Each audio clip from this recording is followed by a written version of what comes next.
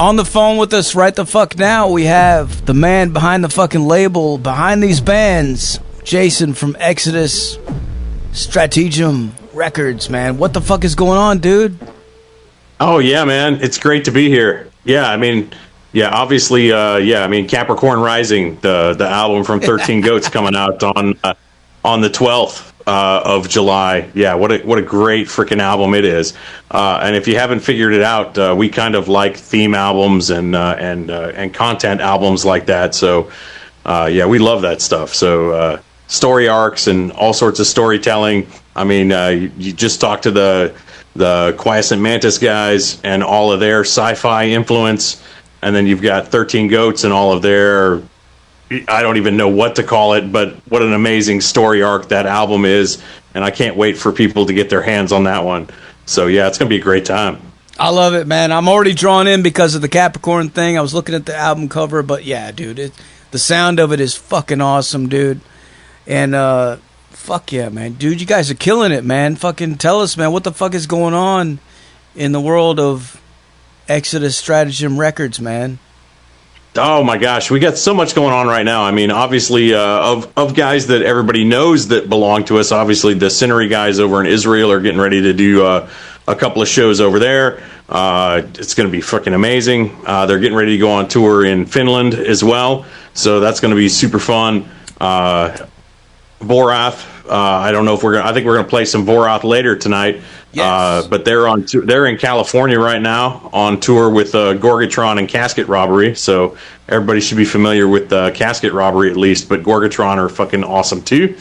And then we've got all the stuff coming up with you guys and Tennessee Metal Devastation, and there's a few other things, and maybe we'll save that for a little later in this discussion to talk about some other stuff that's coming up in the future, because we got some cool stuff coming too. So we've not been sitting on our laurels. We're planning all the way into 2020, 2025 and beyond. So hell yeah, dude.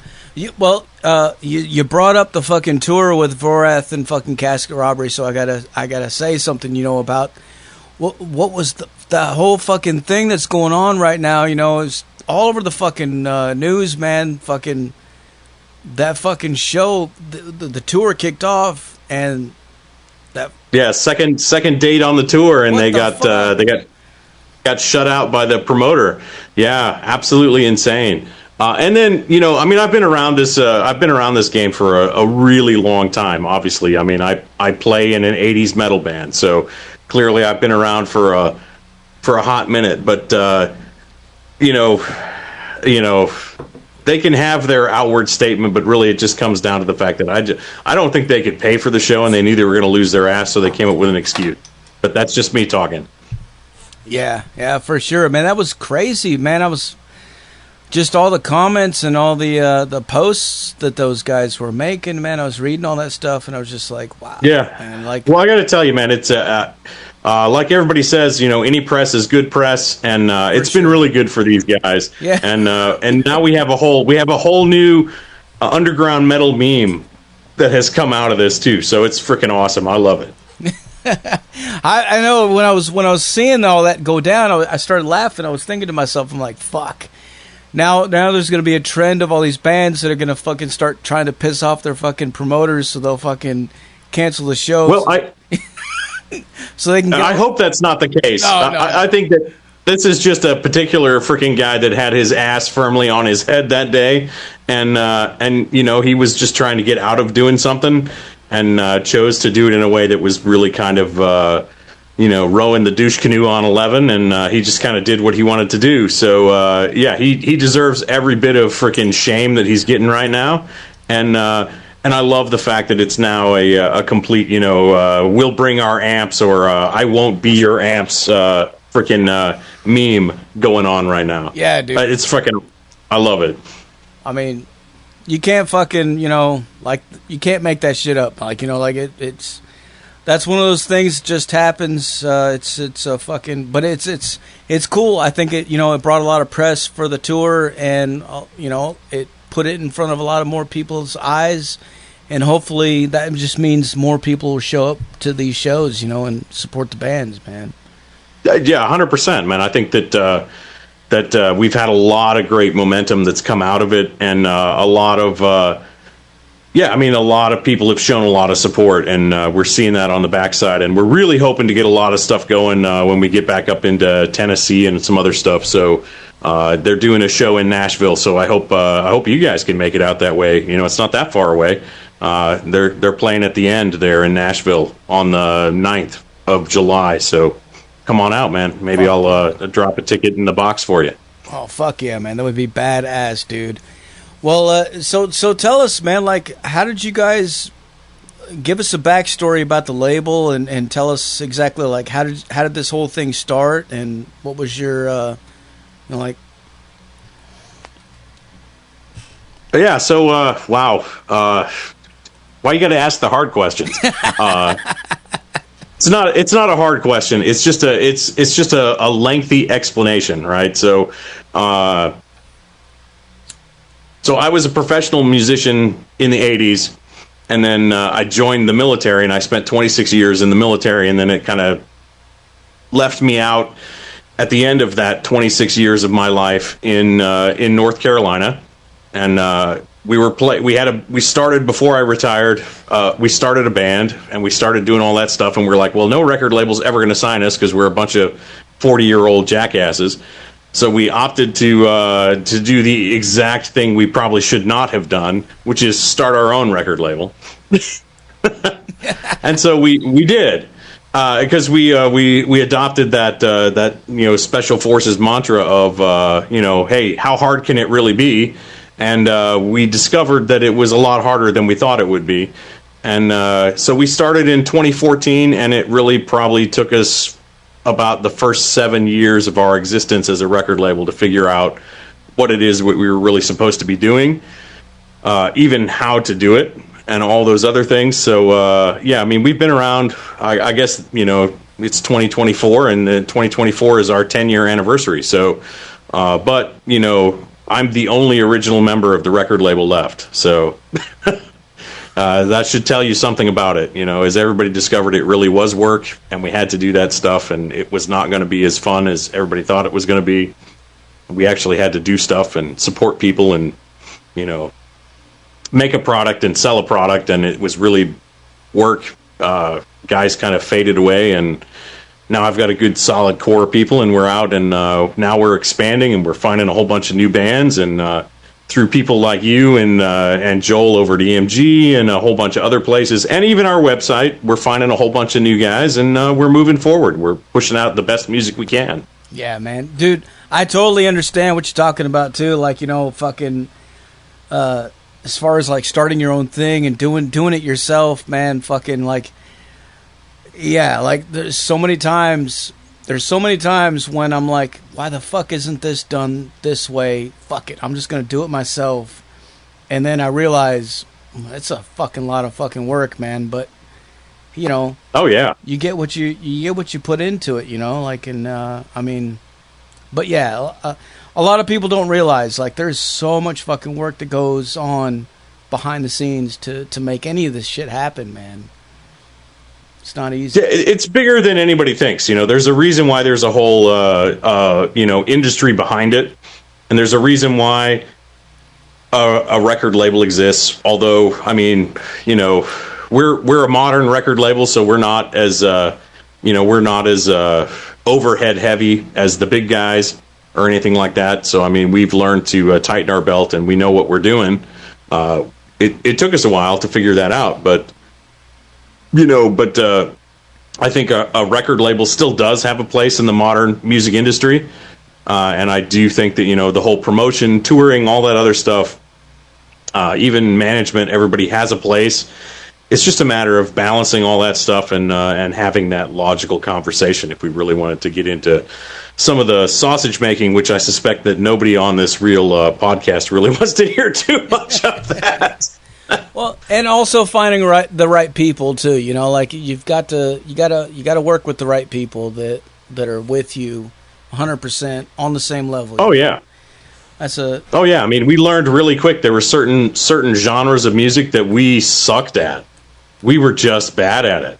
We tried to be a multi-genre record label, and we learned really quickly we kind of sucked at that. So we found what we were good at, and we kind of moved forward with that stuff, and that's why you'll see a lot of the stuff that's coming. And we're kind of in that extreme world, but we also will branch out and do some other stuff. So we've got a few other options coming up later this year, beginning of 2025, that are going to be a little bit different from what everybody has kind of heard from us. But we're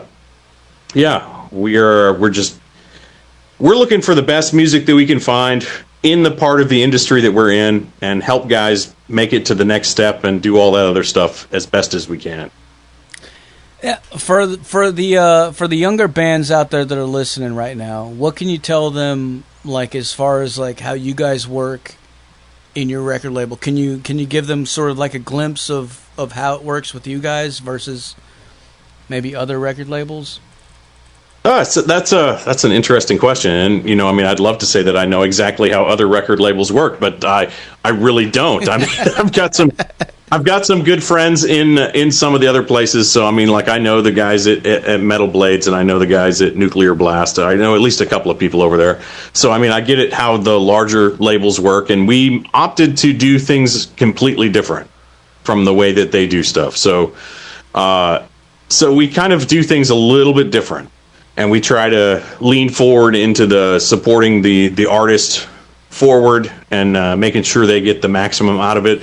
Because we also understand that if somebody's going to actually really take this on as a bigger deal, and they're going to put the effort in, we're not going to hold that band forever. We're going to hand them up to a larger record label. And so we try not to be that onerous guy who owns a huge chunk of their stuff. So we make sure that they own everything that they bring to us. We make sure that, we're not taking a huge piece of it. But if they want to leave the music with us to allow us to, exploit the music while they move up and do other stuff, they know they have an income stream that's coming in on the backside and other stuff like that. So we try to facilitate guys moving up in the bigger stream of the music industry, and not be an anchor on them that they're having to deal with on the backside, or they have to find a way to buy out of. And so we just try to be that friendly partner that's helping guys get further in the industry, or if guys want to stay. There's definitely, we also catch guys on the way back down. One of the first bands that we picked up on the record label was Overlord SR, which is the band Overlord from the 80s. So we caught them on the way back down, and they've been with us for basically the whole time since we've been a record label. We started in 2014. They've been with us since 2016. We've released an album with them. We're getting ready to put them back in the studio and do another, classic 80s, new wave of British heavy metal album. So they're kind of fun. Hell yeah. And you recently fucking signed something with Autumn Lies Buried, right? It is, we just I don't have the contract totally back signed, but we reached terms with Autumn Lies Buried. So yeah, that's going to be awesome. So with you guys and with Michigan Metal Fest and all that stuff, it's going to be an amazing ride. We're going to do a couple of EPs with them, and some videos and some other great stuff, and they're going to be off the chain, man. I love them so much. I was really happy to see that, man, because those guys are so fucking good, and they're so fucking cool, and just really good people. And yeah, man, like I remember last year when we saw them, they fucking blew the place apart, man. But yeah, they were a little bit. I could get the feeling like they were a little bit fucking, I don't know what the word is, but just with the whole industry and everything all together, like I think they were kind of second guessing themselves, not sure if they should fucking, if they had what it takes or something. I don't know what it was. They've had some challenges in their life, right? So they've definitely talked to some of the wrong people, and it was I'll be straight up with you, man. It was a long and lengthy discussion with them, because they've been burned by people along the way, and I know that there's a bunch of bands out there that have had that challenge, and and sometimes it just you just have to sit down and talk to guys and go, okay, man, what happened? How did it work out? What do you really want to do? And that's some of the things that we work hard on, is trying to get guys, if you really have the passion to do it, and they definitely have the passion to do it, because holy crap, are they amazing live. Yeah, they are. They are fucking amazing live. And they're going to just blow the roof off of Tennessee Metal Devastation. And they're going to be up with us at Michigan Metal Fest as well. That's going to be another freaking, hell yeah, amazing show. That's going to be super fun. Yeah. So, it's just a matter of getting guys comfortable and understanding, because again, it's business. So, yeah, obviously there are contractual obligations, and we're going to commit money to do something, and with that comes the fact that we're going to ask you guys to do something. So from time to time. So, but also I want guys to understand they own their music, and it's still their music, and we just borrow it for a minute. Enable us to be able to exploit it and to make some money off of it. Well, dude. But if any band leaves us, we send everything straight back to them. So I was really happy to see that, man. When you sent over that email, I was like, it put chills on my fucking arms, dude, because I was so excited for them, man, because I know how hard they work, dude, and I know you guys fucking do a great job. And I was just like, you know what? This is fucking cool, man. Like, this is this might be their moment, yeah, man. It's been great. I think they're gonna do good things on both sides, right? They're gonna do good things for us, and we're gonna do great things for them. So because we've kind of figured out how to do a few things, and their music is just that good, it's gonna carry things way forward. Well, tell us a little bit about your backstory, man. Like, tell us about your band and like how you got into music and everything, man. What were some of your influences when you were growing up, dude? Take us back, man. Oh my God! So I think everybody was talking about things earlier with the Quiescent Mantis guys. Everybody was talking about like the first show that they ever went to. Yeah. Dude. So my aunt, when I was 10 years old, took me to go see Led Zeppelin. Oh my God, I'm jealous, man. Fuck, yeah, get out of here, man. Stop it. Yeah. So it was fucking amazing. So at that point, I was pretty hooked on music and other stuff like that. And then I did a bunch of that stuff. I got involved in professional music. Got out, wound up working for a company that I won't name that's based in it's in Anaheim and in Orlando, Florida. And we'll just leave it alone at that because they're very litigious. But so I worked for them for a little while, and then decided that I didn't want to live in a 2-bedroom apartment with 4 other people, and I joined the Army. And from there, music never really left me. And then as I got further through the Army, we started a band. And then when I got out, when I retired and left the military after 26 years, a group of us got together and we started the record label. And then, like I said, most of the guys who started the record label with me are gone now. I mean, most of them are still my friends, so I don't count it as a bad time. But don't start a business with people who are your friends. It doesn't work well. What was the band, dude?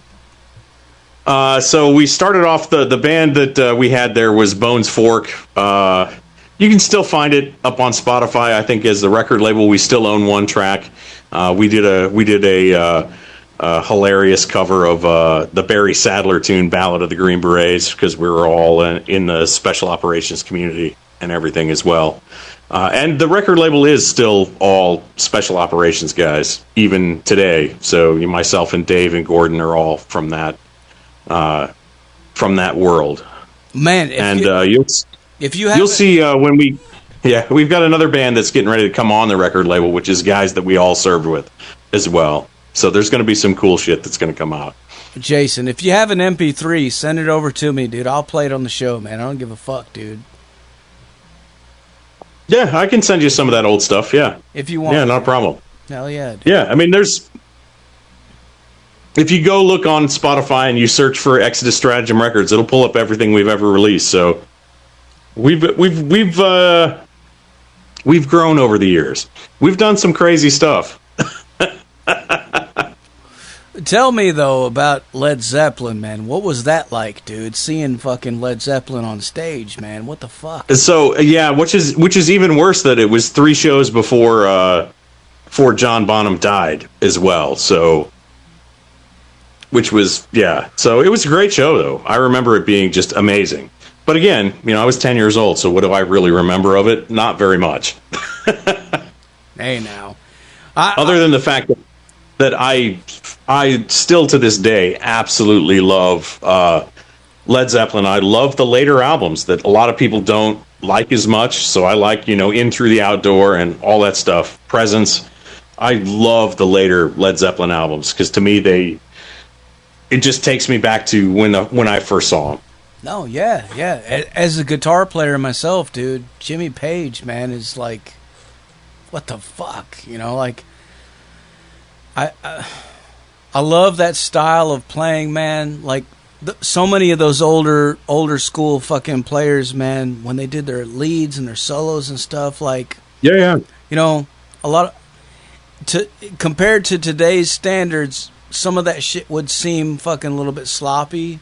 And I know I've seen some conversations about that, but like there's something so special about that because they just didn't give a fuck. Like they weren't worried about anything. They were just letting it all loose. Well, yeah, I mean, and 100% that's not in the era of, there was no automation. There were no computers to quantize things to, right? So Nothing. It was either you were good at it or you weren't. And I'm going to tell you, that's one of the things that really brought us into to Quiescent Mantis as well, right? Because I really think Chris has a great guitar feel. I love some of his solo work inside the album, and it's just super fun because it's so natural. It's not super quantized. It's not on a grid, and it just is natural and it feels great. So yeah, I really like. So there's a lot. I really like their story about how they formed and everything, and how they just sort of like pushed each other, into certain positions and just did it, like go with the flow, That first fest that they put on out there at the Brickyard, which unfortunately is gone now. I've seen one show at the Brickyard in Knoxville, and it doesn't exist anymore. So super not cool. But gosh darn, they owned that place. That was super awesome. And then everybody came out to see it. So like the guys who were local from Summoner Circle came out to that show, and there were a whole bunch of bands that didn't play there that came in and just were in the crowd. That was a great event. Yeah, the Tennessee fucking scene is really fucking holding it together right now, man. I've just, in these last few years of doing this shit with the festival and stuff and finding out about all these different bands that are around here, I'm just blown away. Like, it's mind-blowing. It truly is mind-blowing. Yeah. Like, for so long, I was like, what the fuck, man? Like, why are we not getting more shows here in this area and stuff? But then, man, you start digging into the underground and you're finding all these bands, and there's this amazing scene here, and there's a camaraderie about it too. Yeah. Like with everybody helping each other. It's really 100%.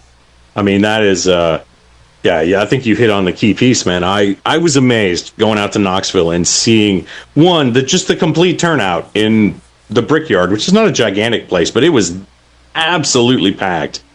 And just to see the demographics of people who came out, I was like, okay, there's a fan base for this out here. There are people who absolutely get into this.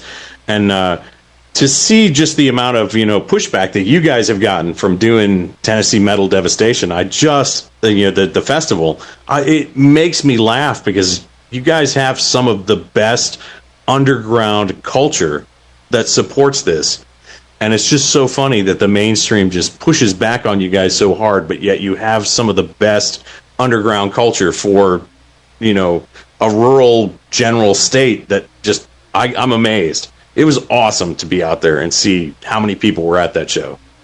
Yeah, man. Oh, yeah. The first year was fucking insane, dude. The second year was even more insane.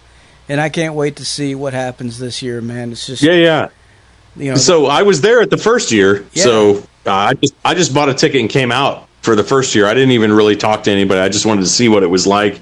And I had a great time out there, and I was just shocked, one, that it was happening out there just to begin with, but then just to see the community, and then to have we've started signing bands out there and everything, and just to see the underground culture and everything is just amazing. I love it. I mean, there's a lot of great, Tennessee bands out there, and we'll continue to do that. I mean, obviously, we're just across the border over there in North Carolina, and you'll see a couple more North Carolina bands coming out, and obviously, Autumn Lies Buried. We're going to do a couple of EPs with them, so there's going to be some great stuff coming out, and I'm open to other stuff. So we're always looking for more stuff, obviously, and believe it or not, if you get on our webpage and you actually hit that contact us, and you put in your information and you send us a link to something, we'll listen to everything that comes in. Now, expect that we're going to tell you what we think about everything that comes in, too. But, that's just the way we are. We're just going to tell you what we think and what we think we can do with it. So for bands that are interested in getting signed with you guys, that's what they need to do, is just go there? Sure. I mean, obviously, we reach out to all these guys. We didn't, find the guys from Quiescent Mantis that way. Obviously, it came through management with Joel and all that stuff. But yeah, I mean, we're always watching. So if it comes into our webpage, it comes straight into my email every morning. I will take a look at it. We'll listen to everything that comes to us, and we'll respond to everybody. So if you send us a message off the webpage, we'll listen to whatever you send us, and we'll respond to it. 100%. Fuck yeah, man. Fuck yeah. Well, dude, I can't thank you enough for fucking sponsoring the festival, man. It's fucking awesome, and I cannot wait to see you out there, man, this year. Yeah, man, it'll be great. I didn't actually really even stop and talk to either of you guys out there. I didn't. I just didn't feel like it was my place. I just, the first year, I was just trying to see what it was and what it was like. And there was another band that we were interested in that actually didn't even wind up playing the festival that first year too, which is even more hilarious. So, but I had a great time. And I know I'm going to have a good time now that you guys are in a place that you guys are comfortable doing it, and it's not going to be it's not going to be as much of a challenge as I know the first year was. Yes. Are you guys going to come down to the pre-fest party the night before, too? Yeah, I think I think we're invited, right? Hell yeah, dude. Hell yeah. Everybody is, man. Fuck yeah, dude. Yeah, man, we'll be down there. Yeah, we're gonna bring at least 3 of us out there for it. So and we'll bring some stuff. We'll bring some stuff to give away. We'll have some stickers and some other stuff, and as soon as you guys get with us with all the other requirements that we need to give to you guys, we'll bring all of our toys and all that other stuff. Yeah, awesome. We'll have a good time. Awesome, man. Awesome, dude. Well, yeah, dude. It's definitely going to be cool, man. And yeah, for sure, man. That pre-fest party, like I was telling Quiescent, man, that's up there, dude. Like, that's almost as important as the festival itself. Like, that shit. Because it's just cool, like, being able to hang out with the bands and people involved in a less stressful situation. Like, it's just, like, hanging out, 100%, man. Yeah. And it'd be a great opportunity for us to talk to some of the other guys who might have some interest in things that we're doing. So, I mean, I'm always looking at doing work, too. So, love to have a good time, but also, I love to try and move people's music forward as well. I mean, that's what we do. Absolutely. Our job. Dude. Absolutely, man. Plus, we got the filmography. The film crew is going to be there shooting everything, man, for a fucking documentary movie that's coming out about this. Oh, cool, man. Yeah. I'd heard that. Yeah, that'll be awesome. Dude, I saw the trailer for it the other day, and it's so fucking badass, man. I can't tell you, man. It's gonna be one of those things, man. This is gonna be history, dude. I'm excited. Yeah, man. I'm looking forward to this one, and I'm looking forward to doing this with you guys into the future. So let's make this as much fun as it can be, and let's support as many new and underground bands as we can, because that's, without the underground, the bigger bands don't exist, regardless of what anybody thinks. Dude, the underground is it, man. Like that's the whole reason I'm even here doing this shit. Like being able to fucking do this as a fucking living, man. It's the underground, man. Like, yeah, they've carried me the whole fucking way, man. Always. Yeah, and that's that's why we support you guys. We're going to support you. We're going to continue to support the guys up at Michigan Metal Fest. We've historically supported the guys up at Legions of Metal in Chicago as well.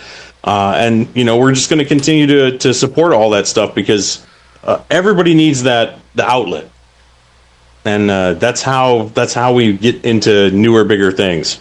So I love it. Speaking of Michigan Metal Fest, man, even Steve Maple is going to be down here with his band, dude. Like, oh yeah. So I probably shouldn't even talk about that, but we're probably going to support that band's formal release as well. Yeah, 100%. We've been talking to his guys, and we're going to try and get them out to the bigger world as well. I like them. Really cool, man. Really cool. All right, well, for people out there that want to support you guys, buy fucking stuff from bands and merch and everything like that, where's the best place for them to go? I mean, they can obviously go to, exsrmusic.com, as well as we have a Bandcamp site now. We had kind of stayed away from Bandcamp for a while, but then we've kind of been moving into it. So the Quiescent Mantis stuff is getting ready to go up there. A lot of the other bands already have Bandcamp sites, and we've started consolidating everything underneath Exitus Stratagem Records there. So all of our bands will show up there here in the near future, bear with us while we build our Bandcamp site, because it's kind of ugly right now. But we're trying to work through all of that fun and excitement too, just because a lot of guys like going to Bandcamp and the easiness of Bandcamp. Dude, I love it, man. I love it. I'm gonna tell you right now, man. I fucking spend so much fucking money on Bandcamp. It's ridiculous, dude. Like, it's all right. Well, we're up there right now. Not all the bands on the record label are there yet. So Quiescent Mantis didn't have a page, so we're building that right now with the new release. So you'll be able to see that probably. I'll get that done over the weekend, so you guys will be able to see some of that stuff and preview some of the other tracks that have not been released yet. So we'll get some of that stuff out there, and you can pre-order off of Bandcamp, or you can pre-order off of the EXSR webpage as well. Both of them come straight to us. I actually have a whole stack of about like 20 albums that I got to take to the post office in the morning to ship out from the Voraath releases as well. So, and I've got a whole bunch of stuff that's waiting for release date for Quiescent Mantis, because obviously our distribution partners will be very unhappy with us if we send it early. Hell yeah. All right, man. Well, I'm about out of questions for you. Is there anything else you want to let the people know? No, man. We're just out there trying to bring the best music we can, both regionally and globally. I mean, obviously we're international as well. So, I think most people know that we have Sinery on the label. They're an Israeli-based death metal or thrash metal band, and we're picking up a Hungarian band and a UK-based band here for next year. So there'll be some of that stuff coming out too. So just stand by. We got a whole bunch of music coming up for the end of this year and into the beginning of 2025, and it's going to be a good time. Hell yeah, dude. All right. Well, before I let you go, I hope I get back on here and talk to you some more. Hell yeah, dude. Fuck yeah, man. Well, before I let you go, can I get you to make us a station tag? Oh, what do you want me to say?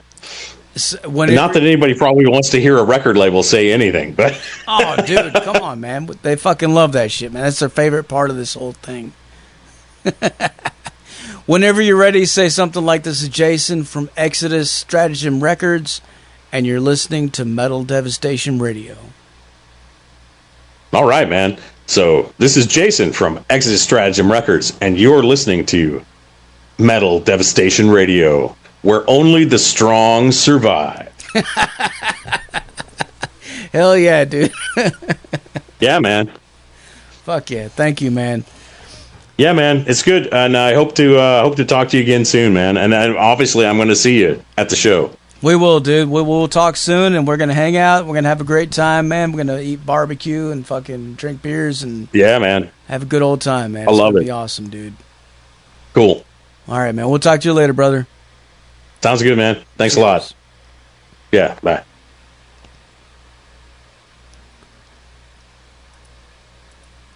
There you have it, folks. Exitus Stratagem Records live on the Zach Moonshine Show with Metal Devastation fucking radio. Like I said earlier, put your speakers in your fucking windows, put them in your front lawns, put them in your neighbor's driveway.